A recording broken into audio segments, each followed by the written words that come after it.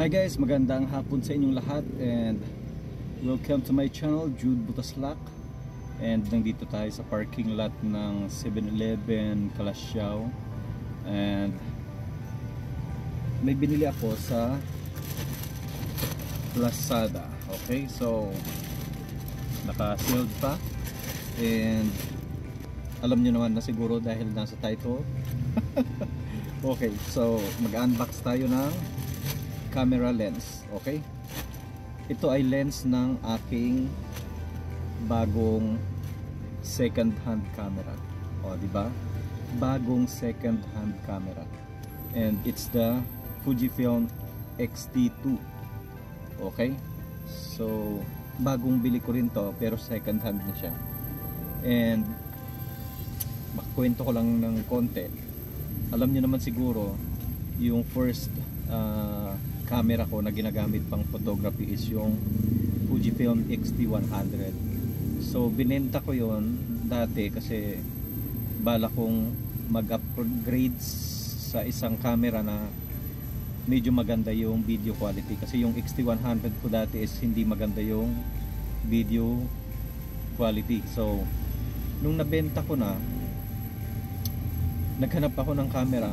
Ang bala ko is yung X-T20 or X-T200. Kaya lang, nung naghahanap na ako, wala na akong makitang mga brand new na X-T200 at saka X-T20.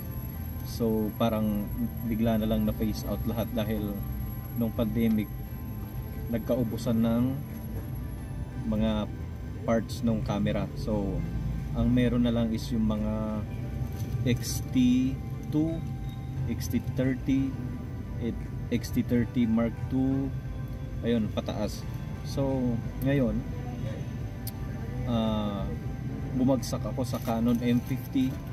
So nagamit ko rin yung Canon M50 for magto 2 years din, pero ang gusto ko talaga is Fujifilm. So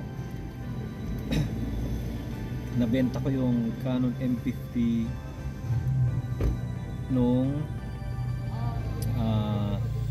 mga 3 weeks ago.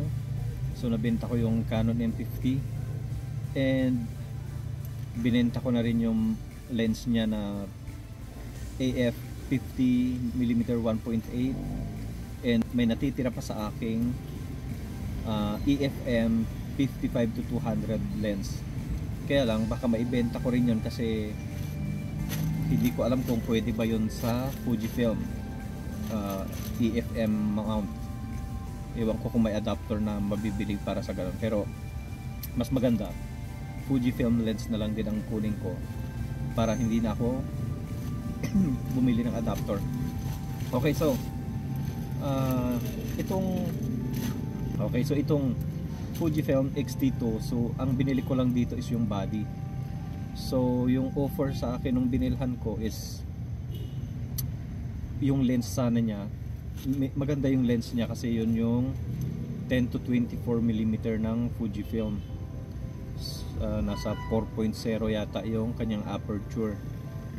Kaya lang medyo mahal, wala pa akong budget sa ganon. Kaya, and dun sa binilhan ko pala, nung pinost niya tong camera na to is parang nagdadalawang isip ako na parang alanganin, kasi nung tiningnan ko ang daming alikabok dito talagang, tapos yung mga gasgas, parang ang lalalim ng mga gasgas. Pero nung sabi ko kung pwede ko bang tingnan yung camera in person, is pumayag naman siya. So napakabait nung binilhan ko.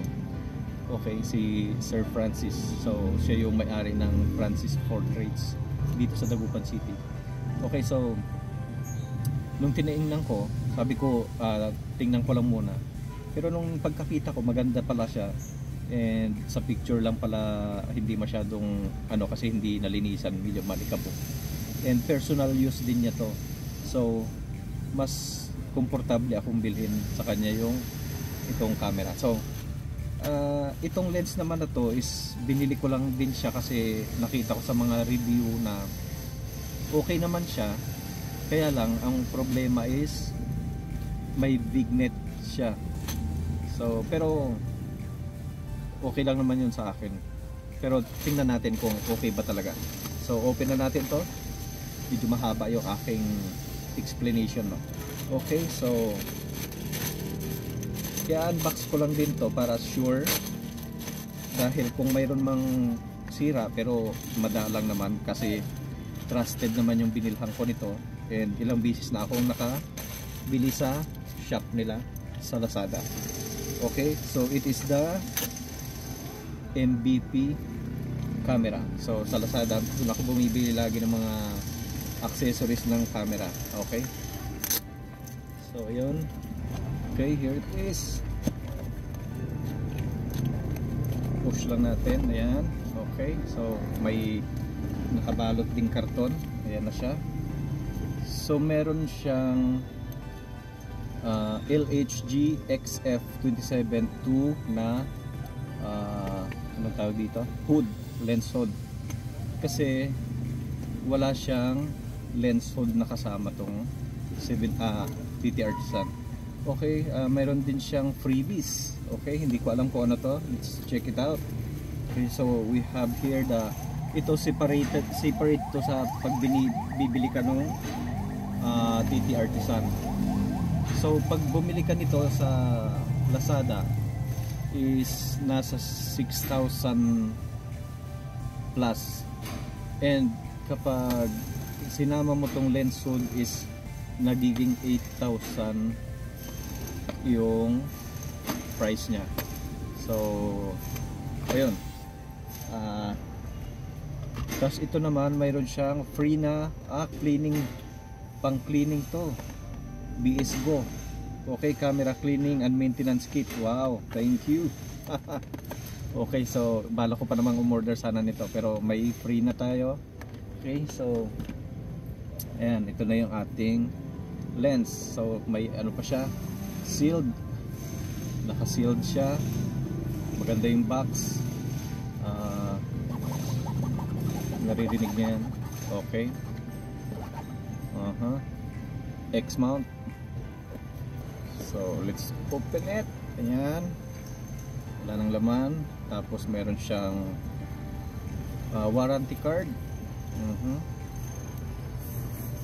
Ayan, and may mga ano dito, QR code, the Thinking Artisan, manuals. Okay, itong isa may ano siya, styrofoam. So yan, meron siyang ano dito, I don't know what's this. I think ito yung parang pinaka lens hood lang niya. Ayan. Okay, maliit lang. Okay, so ito yung lens. Ayan, wala na, yung lens hood lang. Here it is. Maliit lang siya, TT Artisan. Parang ano. Ayan. So ito yung back cover niya. Mayroon siyang type C para kung may mag-update ng firmware. Ayan. Okay, malinis yung glass. And dito sa front, maliit lang yung ano niya, lens cap. Ayan. Okay. Ang cute ng kanya lens cover. Okay, check naman natin yung kasama niyang lens hood. Ayan, ito siya. Okay, so wow, what's this? May mga ano siya, screws. Ewan ko kung kailangan pa bang ikabit ito muna bago mo magamit itong mga hood na to. Okay, so baka hindi pa muna natin matitesting tong lens hood nya. Ayan, ito pala, hindi ko pa kabisado. Yan, so yan yung hood nya, square, hindi slide lang. Okay, so itago na muna natin kasi hindi ko pa masyadong alam paano ikabit to. Mayroon naman siyang kasamang manual, so tingnan natin mamaya. And may binili na rin pala akong extra battery para dito sa aking camera. Okay, so let's try. Subukan na natin ikabit yung lens. Ayan, malinis yung ating sensor. Tapat lang natin. Yun, nag-lock naman na siya. Ayan na.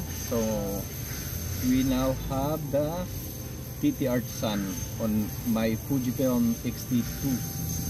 Okay, so let's try it kung gumagana. Let's turn it on. Ayan. Yes, gumagana na siya. Pero tingnan natin sa mga pictures na makukuha nitong ating lens at saka nitong camera kung may bignet ba talaga at saka kung gaano kalala yung bignet niya. Okay, so yun lang muna guys. And I got my lens 27mm TT Artisan 2.8 lens. Okay, so that's it. Bye.